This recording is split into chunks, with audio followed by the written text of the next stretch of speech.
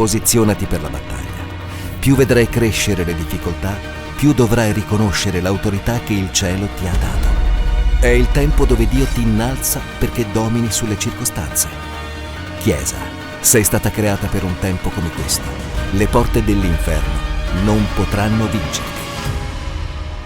Fight 2024, l'anno dell'autorità e del combattimento spirituale. Passiamo alla parola, l'ultima parola di questo anno 2024. Io non so per voi, ma per me la sensazione è che è proprio volato questo anno, volato questo tempo.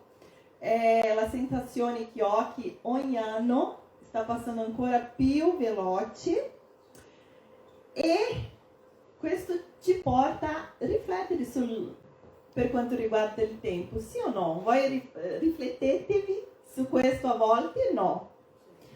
E penso che quando arriviamo anche alla fine dell'anno possiamo valutare quello che è successo nel nostro anno, cosa abbiamo fatto, cosa abbiamo messo come un progetto e poi non abbiamo portato a compimento.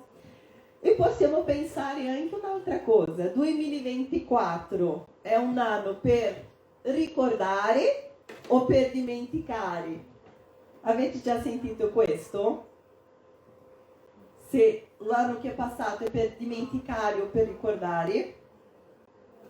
Cosa pensate? Per voi, un anno per ricordare o per dimenticare? Ricordare. Ci sono sempre cose da ricordare e cose che vogliamo dimenticare, vero? Perché la nostra vita è fatta delle sfide, di situazioni che non possiamo controllare, ma possiamo scegliere quello che portiamo nel nostro cuore e quello che lasciamo andare. E è stato anche un anno che la parola dell'anno è stata quale? Fight. Un anno di combattimento e di autorità spirituali. Abbiamo anche imparato un po' di più a combattere, abbiamo imparato un po' di più per quanto riguarda la battaglia spirituale. Ma finendo l'anno finisce il fight? No. Nella nostra vita? No, perché sappiamo che siamo stati chiamati anche per combattere come un esercito del Signore. Ma una delle cose che possiamo considerare come più preziose nella nostra vita cos'è? Cosa considerate come prezioso nella vostra vita?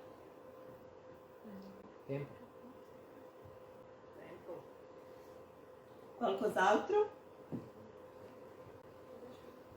Le scelte. Fatti. Ok. Ma oggi parleremo proprio del tempo. Perché? Perché è una delle risorse più preziose che abbiamo. Perché? Perché il minuto che stiamo vivendo adesso non possiamo più rivivere. Il minuto precedente è già passato, non possiamo tornare indietro.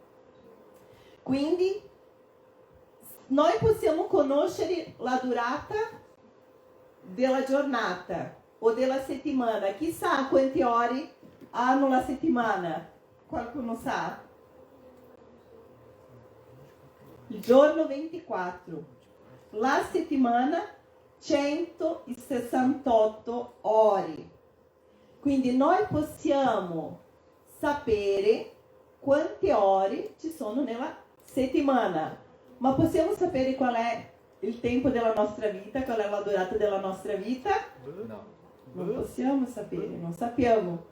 Elaine ha portato una, come si dice, anedota? Aneddoto. Un aneddoto che qualcuno ha fatto una domanda: quanti anni hai? E la persona ha risposto: non lo so, forse 5, forse 10. E quello che ha domandato ha detto: ma come mai? Ma quanti anni hai? No, mi stai chiedendo quanti anni ho vissuto? Ah, ok. Io ho vissuto 45. Quanti anni ho? Non lo so ancora quanto tempo ho. Quindi dobbiamo capire come vivere la nostra vita, come usare il nostro tempo. E la parola di Dio parla di questo. Quindi dobbiamo essere intenzionali nella gestione del nostro tempo, altrimenti cosa succede? Sprechiamo il nostro tempo, sprechiamo la nostra vita, perché possiamo semplicemente passare la nostra vita vivendo la nostra giornata, facendo delle cose e arrivare alla fine e dire cosa ho fatto della mia vita. Sentiamo queste cose a volte di alcune persone, no? Che arrivano a un punto e dicono non so cosa ho fatto della mia vita. E il Salmo 90, che è stato scritto da Mosè, leggiamo alcuni versetti insieme. Dice così: Mosè ha scritto questo salmo parlando della brevità della vita umana. E dice così, dal verso 1: Signore, tu sei stato per noi un rifugio d'età in età, prima che i monti fossero nati e che tu avessi formato la terra e l'universo, anzi, da eternità in eternità, tu sei Dio. Tu fai ritornare i mortali in polveri, dicendo: ritornati, figlio degli uomini, perché 1000 anni sono ai tuoi occhi come il giorno di ieri che è passato, come un turno di guardia di notti. Tu li porti via come in una piena, come un sogno. Sono come l'erba che verdeggia la mattina essa fiorisce e verdeggia, ma la sera è falciata e inaridisce. Versetto 12. Insegnaci dunque a contare bene i nostri giorni, per acquistare un cuore saggio. Amen. Insegnaci a contare i nostri giorni, perché possiamo giungere un cuore saggio. Allora, Mosè ha scritto questo come una preghiera, perché possiamo leggere lì. Torna indietro, ancora. Che è proprio, lui parla della brevità della vita e è una preghiera di Mosè. Quindi questo salmo è stato proprio una preghiera che Mosè ha fatto riflettendo sulla brevità della vita umana. E lui riconosce quanto sia fragile la nostra esistenza. E lui chiede a Dio di donargli saggezza per vivere nel modo giusto. E questo versetto ci invita a riflettere sul valore del tempo e a vivere consapevolmente, sapendo che ogni giorno che passa è un dono che non tornerà più. Allora, questa è la verità. La nostra vita è breve. E ragazzi, riflettere su queste cose non è per portare a una ansia di dire e adesso non lo so quando morirò, come faccio con la mia vita? O di portare, non lo so, una tristezza, una depressione, cosa ho fatto della mia vita fino adesso? No, non è per questo. Riflettere su questa cosa, proprio nell'ultimo gospel dell'anno, è per cosa? Perché lì, quando Mosè ha chiesto a Dio di insegnare a contare i nostri giorni, per cosa era? Per raggiungere la saggezza, ossia per essere consapevoli in quello che stiamo facendo, in quello che stiamo vivendo. Quindi da questo testo possiamo riflettere su alcuni punti e su ogni punto rifletteremo su 4 punti. Sarà breve questo. Su ogni punto avrà delle domande che potete, se volete, potete scrivere queste domande anche per riflettere a casa per domandarvi nel vostro tempo di questi ultimi giorni, riflettere su quello di come state vivendo. E il primo è proprio della brevità della vita umana. Quindi il Salmo 90 inizia ricordando l'eternità di Dio e la fugacità dell'uomo. Quando dice cosa? Quando dice che 1000 anni agli occhi di Dio è come un giorno di ieri che è passato. Quindi per Dio il conteggio del tempo è diverso del nostro. Il conteggio la nostra vita davanti al conteggio che Dio può fare è brevissima. Quindi questo è il primo punto che possiamo riflettere, che il nostro tempo, che è il tempo che viviamo oggi, Cronos, è diverso del tempo di Dio, che è il tempo Kairos. La seconda cosa su questo è che la vita umana è come l'erba che cresce in poco tempo e svanisce. Abbiamo letto questo nel verso 5 e 6. Quindi questo ci aiuta a comprendere che il nostro tempo sulla terra è limitato e dobbiamo essere consapevoli di questa realtà per vivere con saggezza e focalizzati sul giusto scopo. Allora, domanda. Viviamo come se avessimo un tempo infinito a disposizione? Come stiamo vivendo la nostra vita?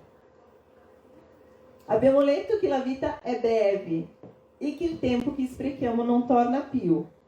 Come stiamo usando il tempo che Dio ci ha dato? Quindi questa è la prima domanda da riflettere. La seconda cosa che possiamo riflettere, il secondo punto che possiamo riflettere su questo testo è l'importanza di contare i nostri giorni. Allora, quando Mosè ha scritto insegna-ci a contare i nostri giorni, cosa significa contare i nostri giorni? Significa contare 1, 2, 3, 4, 2 anni, 5 anni? Questo è contare il tempo? Non è numerare il tempo, ma è proprio vivere in modo consapevole, riflettendo su come lo stiamo utilizzando. Contare i nostri giorni ci aiuta a fare scelte più sagge e dare valore al tempo e a usarlo in modo significativo per Dio e per gli altri. Quindi contare i nostri giorni non è pensare quanti giorni ho nella settimana, nel mese, nell'anno. No, ma è proprio come sto vivendo la mia vita, cosa sto facendo con il mio tempo. Sto usando per cosa? Per chi? Per me stesso? Per gli altri? Per Dio? O solo sui social? Ragazzi, se esiste oggi un spreco di tempo, è con i social. E sappiamo di questo, tutti, vero? Yes. Se uno dice che non spreca tempo con questa cosa, anch'io, ovviamente, mi trovo tante volte a sprecare proprio il mio tempo. E quando mi accorgo, mi arrabbio e dico a me stessa, ma ancora una volta stai sprecando il tuo tempo con questa cosa? Poi parliamo un po' più della pratica.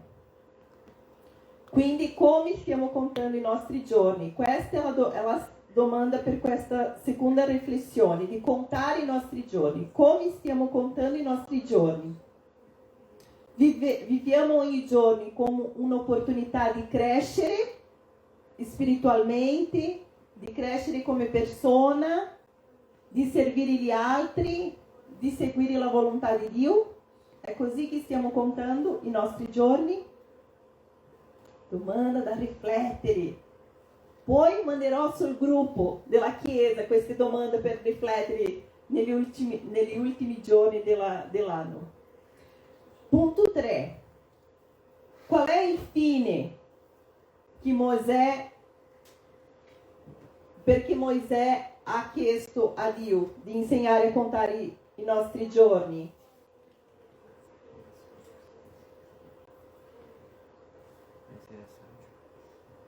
Per cosa? Cosa lui ha scritto? Insegnaci a contare i nostri giorni per cosa? Per raggiungere i cuori, per avere i cuori saggi. Quindi non è per nulla, non contiamo i giorni senza un scopo. Contiamo i giorni per avere un cuore saggio. E la saggezza è cosa? Solo una conoscenza?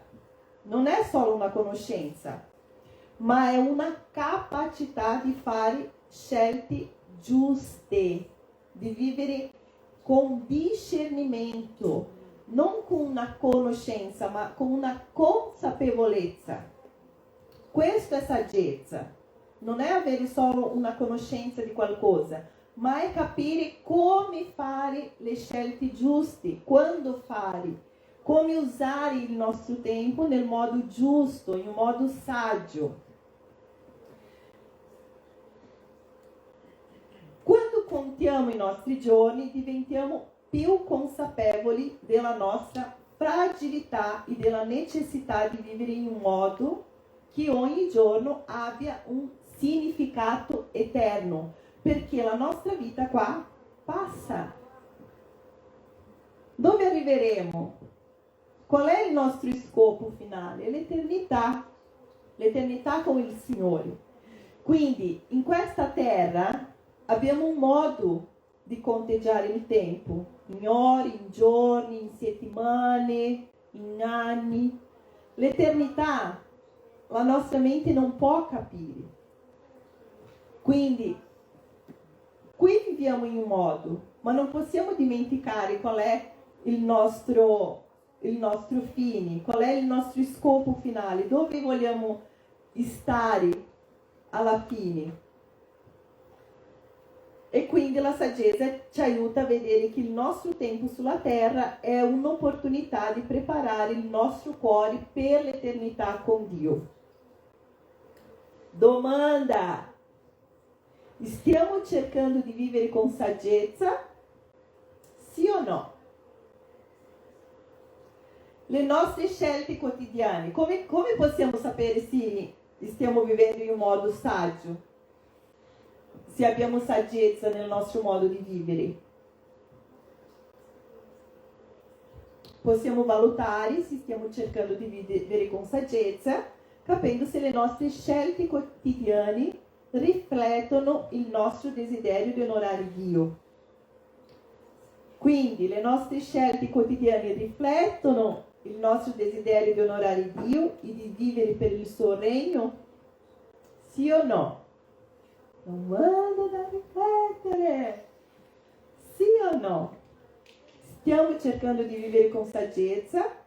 O abbiamo passato un 2024 che se guardiamo indietro, ho fatto questa cosa, quell'altra, ma cosa ha veramente cambiato nella nostra vita o nella vita degli altri attraverso la nostra?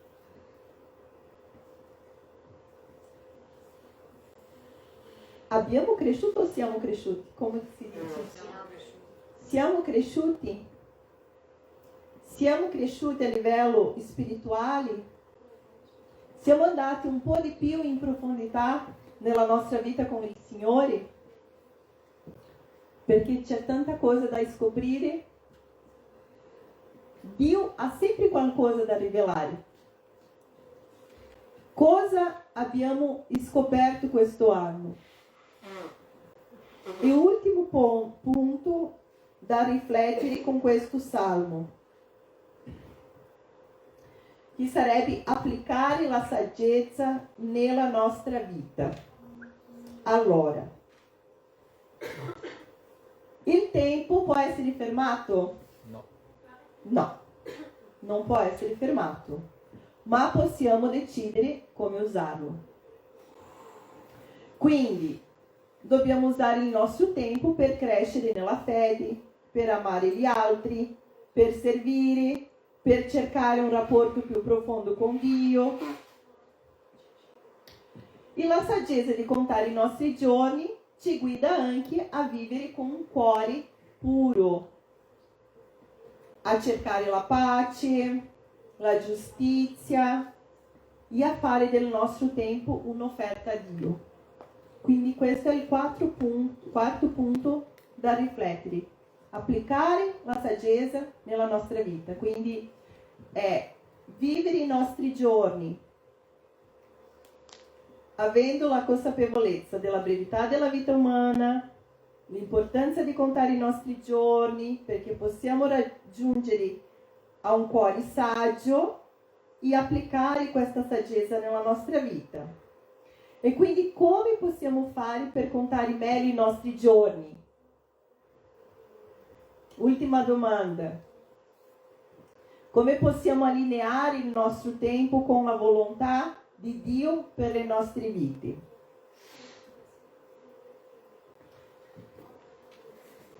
Ognuno può pensare nella sua vita quotidiana, nella sua routine.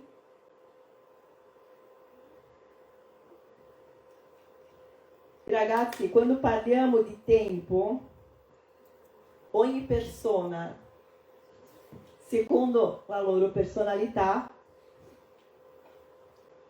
ha un senso anche della gestione del tempo.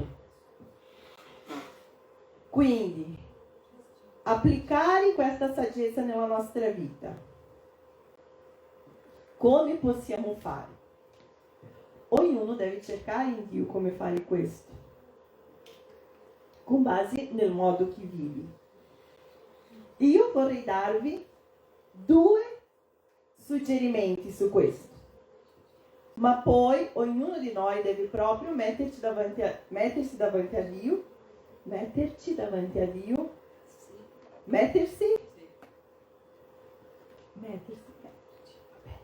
2025, speriamo di parlare meglio anche l'italiano, ragazzi. Allora, cosa possiamo fare per contare meglio i nostri giorni? Come possiamo allineare il nostro tempo con la volontà di Dio per le nostre vite? Come io ho parlato, secondo la personalità, ognuno ha un modo di pensare in questa questione del tempo.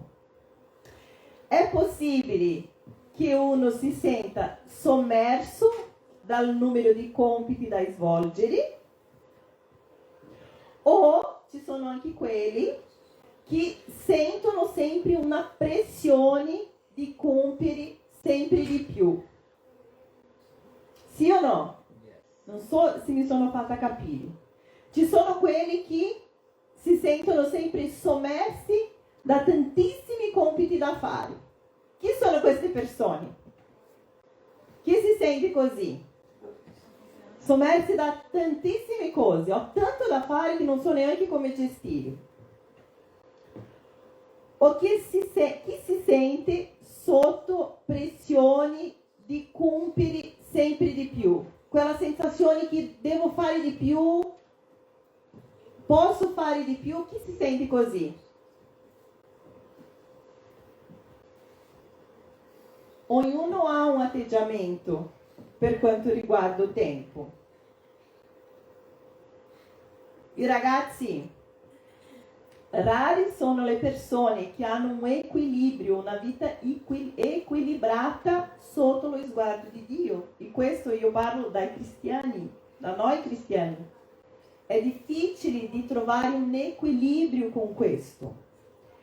E questa mancanza di equilibrio ci porta a una cosa,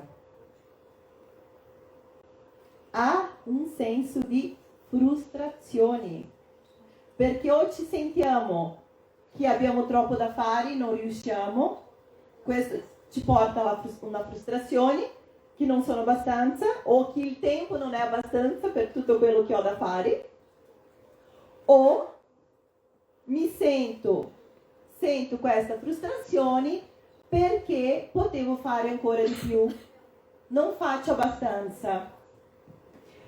E questa mancanza di equilibrio porta anche delle carenze, perché torno un po' indietro. La mancanza di equilibrio nel nostro tempo porta alla frustrazione. Se consacri meno tempo a una delle tue responsabilità, sei negligente e non sarai ricompensato. Se accordi troppo tempo, stai sprecando del tempo e sei negligente in un'altra area della tua vita, poiché il tuo tempo è limitato. Quindi la mancanza di equilibrio porta anche delle carenze, perché l'area che negligiamo nelle nostre vite non portano più frutto. Quindi questa mancanza di equilibrio. Focalizzo su un'area della mia vita, lascio gli altri. Sto negligiando alcune cose. Viene questa carenza, questa mancanza. Quello che non diamo il devido tempo non porta frutto.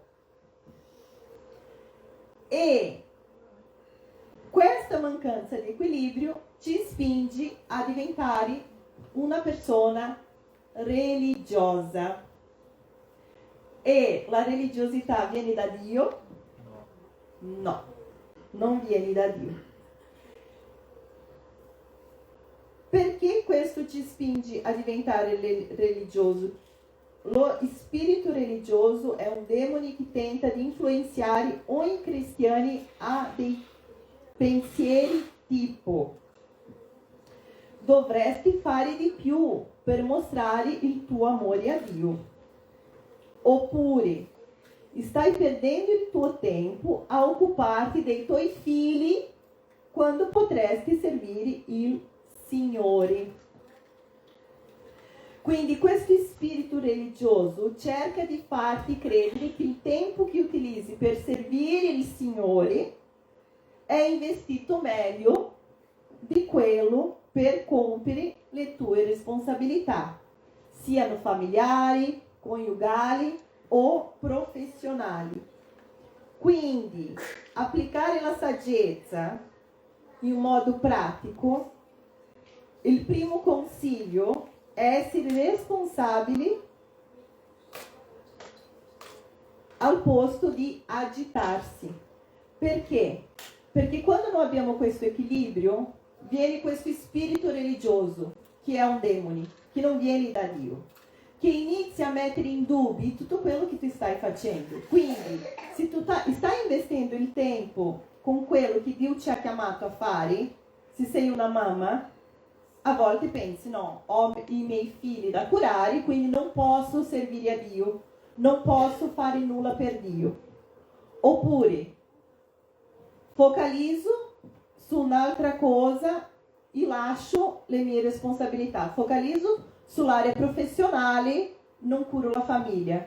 Focalizzo sulla famiglia e lascio le altre cose. Quindi è sempre questa mancanza di equilibrio.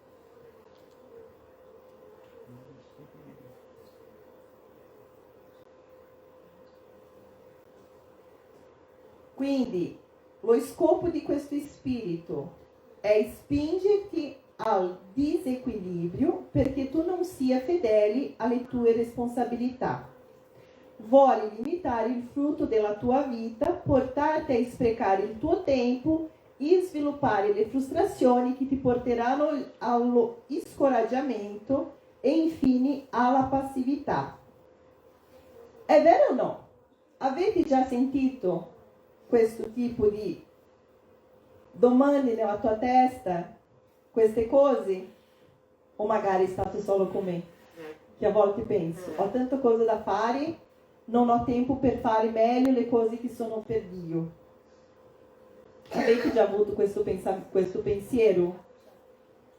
Oppure: non devo lavorare, quindi questo mio lavoro è un problema per fare quello che potevo fare per Dio. Ragazzi, abbiamo un concetto sbagliato sulle cose. Perché? Perché non esiste nella nostra vita un tempo sacro e un tempo secolare.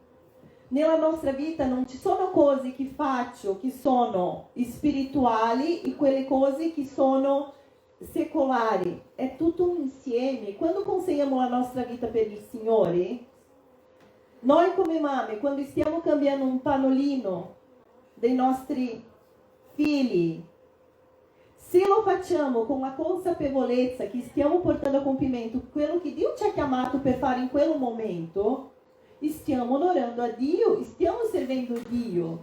Quando laviamo i piatti, se facciamo con la consapevolezza della presenza di Dio nella nostra vita, stiamo servindo al Signore quello che Lui ci ha chiamato per fare. Tante cose, ragazzi.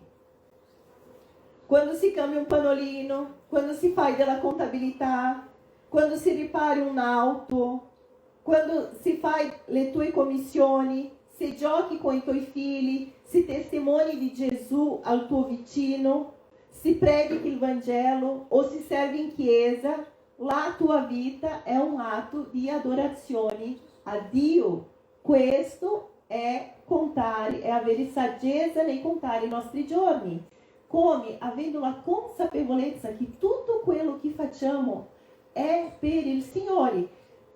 Colossesi 3,17 dice così: qualunque cosa facciate in parole o in opere, fate ogni cosa nel nome del Signore Gesù, ringraziando Dio Padre per mezzo di Lui.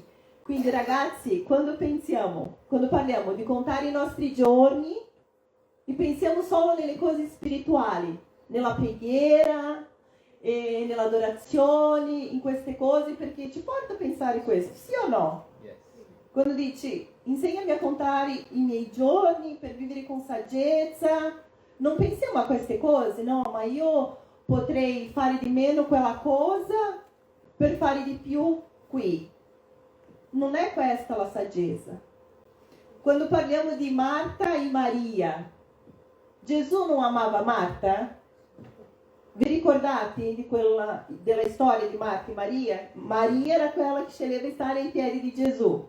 Marta era quella che serviva, faceva di tutto e di più. Gesù non amava Marta? Certo che amava. Marta non doveva servire? Qualcuno doveva cucinare, fare da mangiare, sì o no? Sì. Ma perché Gesù l'ha rimproverato? Perché il suo cuore non era in lui mentre faceva le cose. E è questo quando Dio parla anche a noi, quando siamo chiamati. Tante volte io ho sentito dal Signore, Marta, Marta, perché io ho un carattere di fare le cose, che devo fare le cose. Non è un problema fare delle cose. Il problema è quando facciamo delle cose nella nostra forza e senza la consapevolezza di Dio nella nostra vita, senza sentire la direzione dello Spirito Santo. Tante volte diciamo, no, ma per servire Dio io dovevo lasciare il mio lavoro. Il giorno che riuscirò a lasciare il mio lavoro, quello sarà il giorno perfetto per servire a Dio. Ma è questo che il Signore ci sta dicendo di fare? Di lasciare il tuo lavoro per servirlo? Non è una verità questo. Vivere una vita a tempo pieno per Lui. Viviamo una vita a tempo pieno per Lui se prendiamo le responsabilità che Lui ci ha dato e facciamo bene, con la consapevolezza di che Lui è nella nostra vita e qual è lo scopo che abbiamo in questa terra. È fare il nostro meglio con questa consapevolezza. Questo è contare i nostri giorni con saggezza. Quindi la negligenza verso le nostre responsabilità è un ostacolo al favore di Dio nel nostro servizio per Lui. È per questo che le qualificazioni per essere al servizio di Dio sono di prendersi bene cura della propria casa e della propria famiglia. Vi ricordate di cosa Paolo parla nella prima lettera a Timoteo? quando lui fa lì un elenco di quali sono le caratteristiche per servire a Dio. Vi ricordate di questo passo? Una delle cose che lui dice è capitolo 3 verso 4, che governi bene la propria famiglia e tenga i figli sottomessi pienamente rispettosi, perché se uno non sa governare la propria famiglia, come potrà avere cura della Chiesa di Dio? Quindi non possiamo negligenziare le nostre responsabilità, i nostri compiti, le cose che Dio ci ha dato, le cose che Dio ci ha affidato. Se abbiamo una famiglia, marito, figli, dobbiamo prendere cura di questo in primo posto. Dobbiamo essere consapevoli di che abbiamo le nostre responsabilità se abbiamo un lavoro. Allora, usare queste cose che Dio ci ha affidato per dire: con queste cose non ho tempo per fare altri che magari Dio ci chiama a fare, questo è un problema. E ricordiamoci, ragazzi, che se prendiamo le storie nella parola, Dio non ha mai chiamato una persona che non stava facendo nulla. Si dice come in italiano un nulla facente? Dio non ha mai chiamato un nulla facente. Le persone che Dio ha chiamato per combattere, per ungere come re, stavano sempre facendo qualcosa. Mi ricordo adesso di Davide, che curava le pecore. Mi ricordo adesso di Gideone, che non so come si dice in italiano, che faceva con il... Picchiava, batteva, martellava. Ah, vedi, faceva le sue faccende lì con i grani. Quindi tutti stavano a fare qualcosa. Sempre abbiamo questa scusa. Il giorno che avrò tempo... Spigolava, grazie. Il giorno che avrò tempo servirò al Signore. Non è vero. Il Signore non chiama quello che non fa nulla. E sempre pensiamo così. Adesso entriamo nei social. No, ma non ho tempo perché ho i figli, ho questo, ho quell'altro. Certo, tutti hanno responsabilità. Ma vi do una sfida. Chi so che non farete, non fate. Non so. Aiutami, Simona. Tutti sanno che sui cellulari si può guardare il tempo che passi sui social. Tutti sanno di questo. Chi guarda? Nessuno guarda. Perché? Perché quando guarda si spaventa. E poi, quando facciamo la sfida, leggiamo la Bibbia insieme in un anno, 2 persone alzano la mano. Sono 3 capitoli al giorno, 3. Che ci vogliono 20 minuti. 20 minuti delle 24 ore per leggere tutta la Bibbia in un anno. Tra l'altro, quello che girerò sul gruppo è un'applicazione che penso che la maggior parte hanno questa applicazione sul cellulare, è un'applicazione della Bibbia che si chiama Your Version, e c'è la possibilità anche, ragazzi, di sentire. Quindi non riesci a leggere, puoi sentire. Quindi 20 minuti della tua giornata per leggere la parola. No, è una sfida troppo difficile. Allora, passare sui social lì.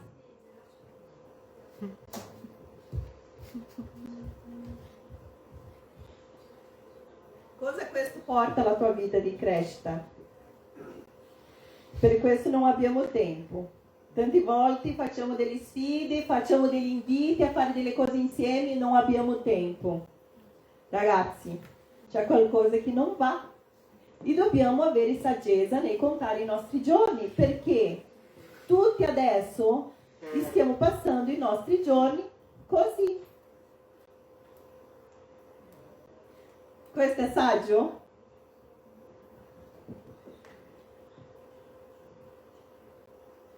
E niente ragazzi, è questo. Quindi la prima cosa pratica è essere responsabili, è che essere responsabile vale meglio che agitarsi, perché ci agitiamo con tante cose, ma dobbiamo essere saggi, in prendere responsabilità su quello che Dio ci ha affidato. Questo è saggio. E l'ultima cosa è pratica di saggezza nei contare i nostri giorni. È la preghiera. Perché? Perché la preghiera è il solo modo di guadagnare del tempo se siamo responsabili. Ma come? Allora, ciò che è paradossale con Dio è che Lui ci domanda sempre di compiere delle cose che sembrano impossibili facendo delle cose semplici, sì o no?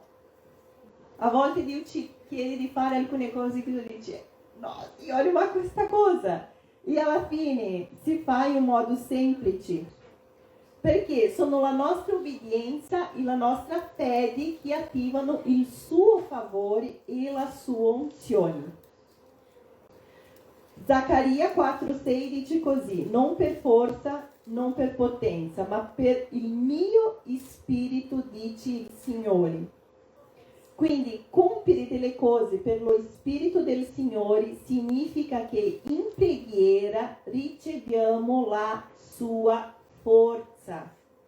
Riceviamo la sua forza, riceviamo la sua creatività, riceviamo le sue risorse, la sua provvidenza, le sue soluzioni, i suoi tempi, le sue strategie, la sua pace.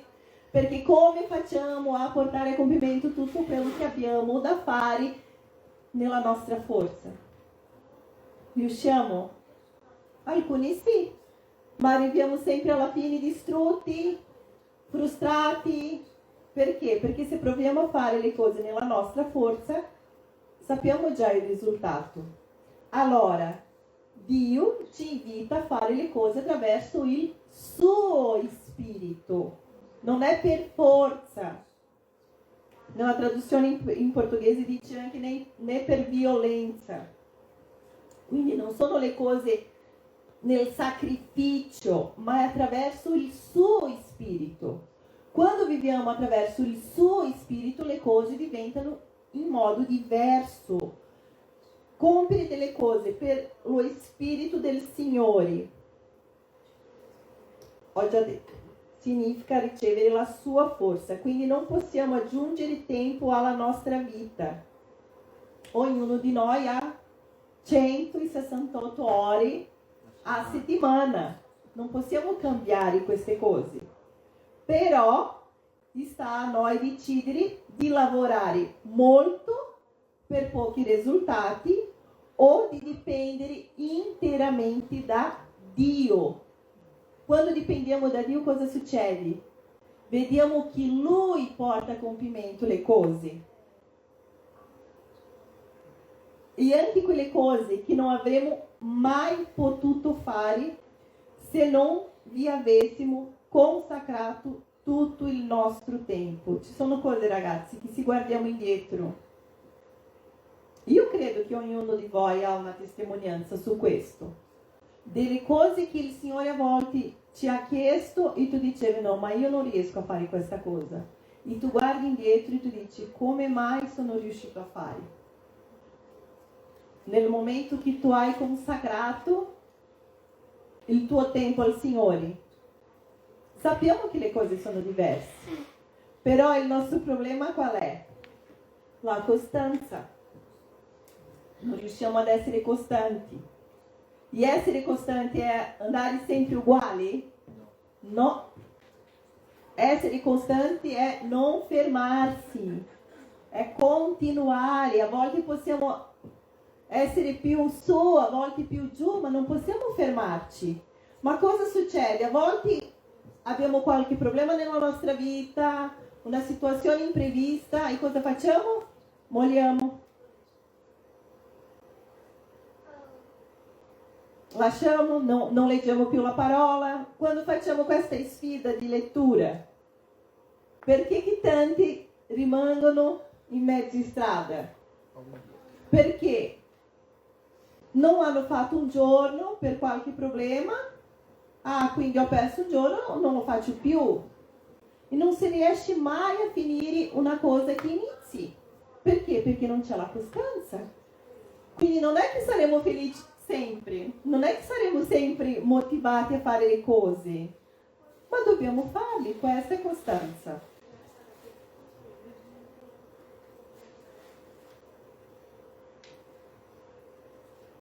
Salmo 127 dice così: se il Signore non costruisce la casa, invano si affatica i costruttori.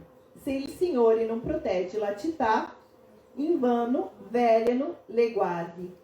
Quindi la nostra preghiera non è per convincere Dio ad aiutarci, ma è per ci permette di ricevere la rivelazione, i segreti di Dio per noi.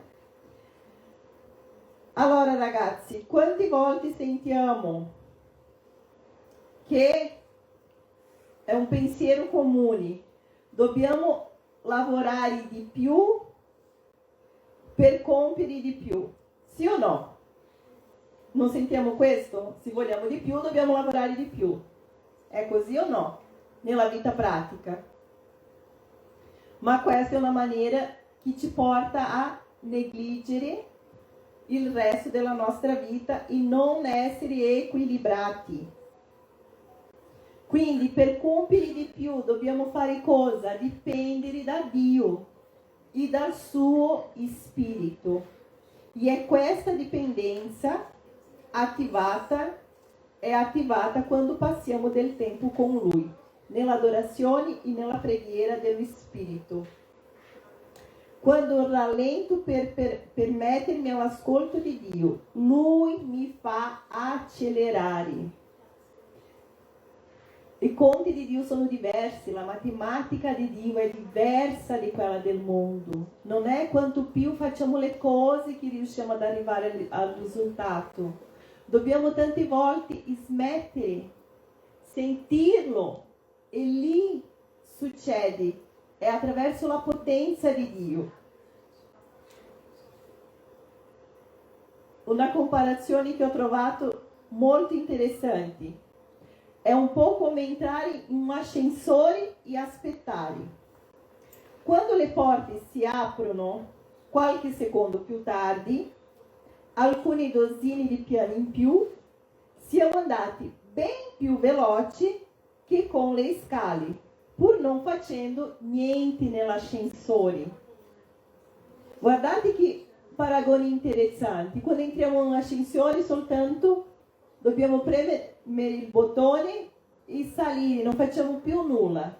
E tante volte nella nostra vita, nelle aree della nostra vita che Dio ci ha affidato come responsabilità, nel nostro matrimonio, nel gestire le faccende con i nostri figli, nel nostro lavoro, siamo lì a faticarsi, a salire le scale, quando possiamo, attraverso la presenza di Dio e la sua direzione, trovare il modo giusto per fare ogni cosa. Questa è la saggezza, ragazzi, è capire quali sono le nostre responsabilità. In pratica, numero 1. Il secondo, avere una vita di preghiera, perché se non dipendiamo dallo Spirito Santo, faremo sempre le cose a modo nostro. Passeremo la nostra vita, magari arriveremo alla fine e guarderemo indietro a dire cosa ho fatto della mia vita. Non è questo che il Signore ha per noi. Amen? Amen. Vi invito a alzarvi.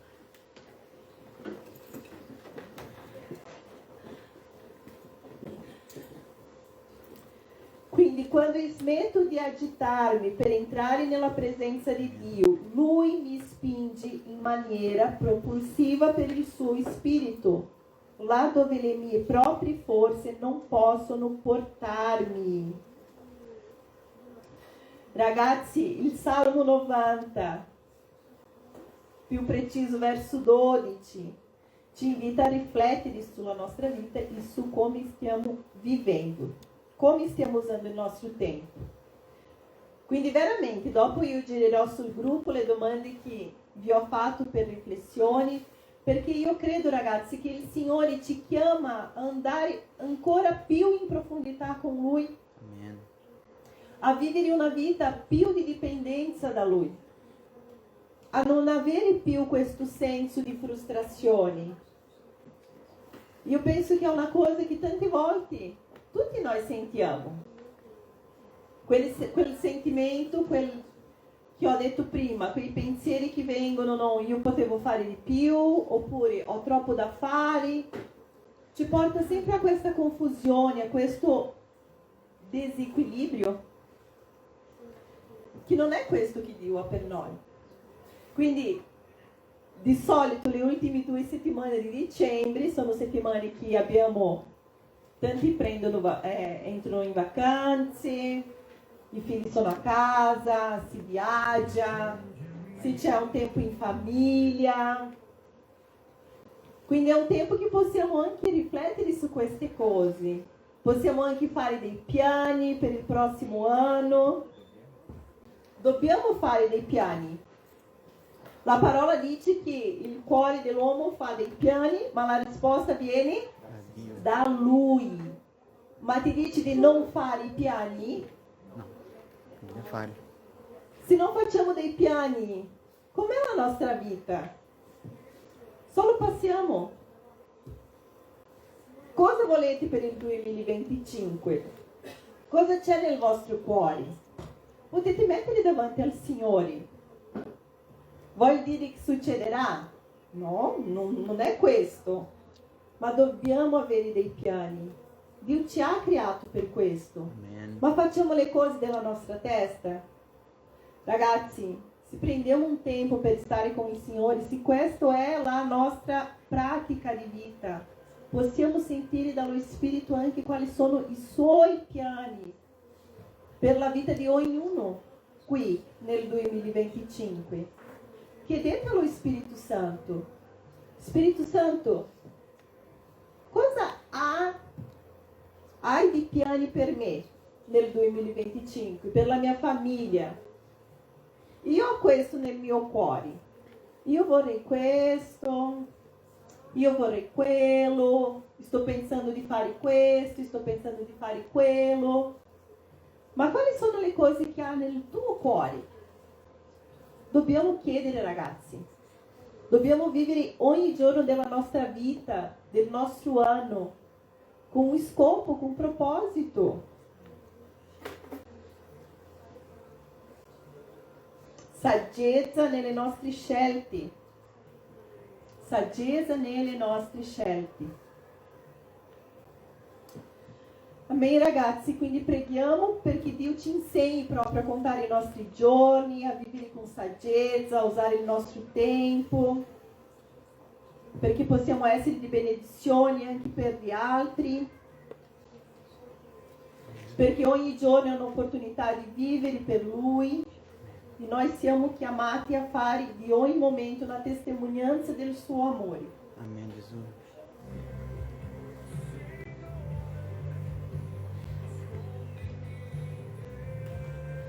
Essere intenzionali nel tempo con la nostra famiglia, intenzionali nel tempo con il nostro coniuge, intenzionali nel tempo con i nostri figli, intenzionali nel tempo con il Signore. Non soltanto lasciare che la vita ti porti, ma fare delle scelte. Sapete che anche quando non scegliamo nulla, stiamo già scegliendo, vero? Sì, sì. È così. Se non siamo noi a scegliere cosa faremo, c'è qualcuno che sceglie per noi. Sempre è così. Sempre è così. Amen. Amen, ragazzi. Amen, Chiesa. Amém. State svegli per finire questo anno? Sì. Chiudete i vostri occhi adesso. Iniziate voi a pregare, a chiedere allo Spirito Santo per darvi saggezza, che Dio possa rivelare proprio se state sprecando il vostro tempo, in cosa stai sprecando il tuo tempo. Chiede al Signore in questo momento.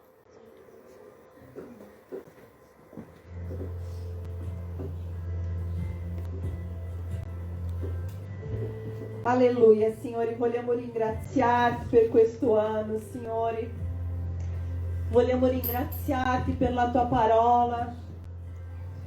Vogliamo ringraziarti perché attraverso la tua parola, Signore, possiamo essere istruiti di come vivere la nostra vita. Su ogni area, Signore, possiamo trovare qual è la tua volontà, Signore, attraverso la tua parola. Signore, vogliamo consacrare la nostra vita. Ancora una volta. Vogliamo proprio valutare, Spirito Santo, con il tuo aiuto, cosa abbiamo fatto della nostra vita nel 2024. E chiederti quali sono i tuoi piani per il prossimo anno, Signore, per tutta la nostra vita. Insegnaci a contare i nostri giorni, Signore. Insegnaci a contare i nostri giorni perché possiamo avere cuori saggi. Vogliamo vivere con saggezza, Signore. Non vogliamo sprecare il tempo che tu ci hai dato. Vogliamo avere i nostri occhi nell'eternità, Signore. Vivendo al massimo i nostri giorni qui in questa terra. Ma sapendo che è l'eternità che ci aspetta, Signore. Abbiamo bisogno di te, Spirito Santo, della saggezza che viene soltanto da te, che non è una saggezza per conoscenza umana. Dá-te discernimento, Signore. Discernimento. Versa sulla tua Chiesa questo dono, Signore. Abbiamo bisogno di questo dono, Signore, per gli ultimi tempi. E è questo che ti chiediamo. Versa sulla tua Chiesa, Signore, il tuo Spirito Santo.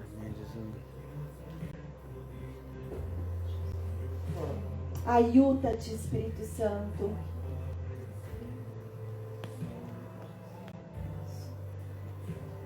Riempi il nostro cuore del tuo fuoco.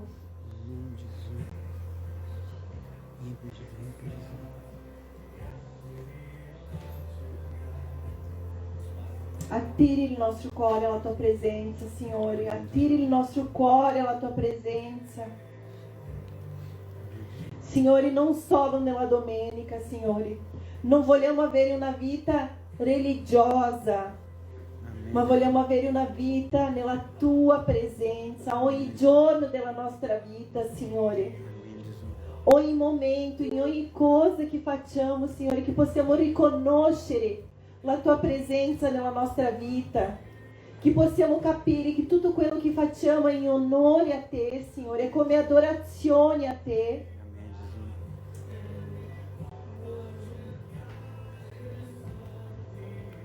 Che possiamo riconoscerti nell'ordinario della nostra vita, Signore.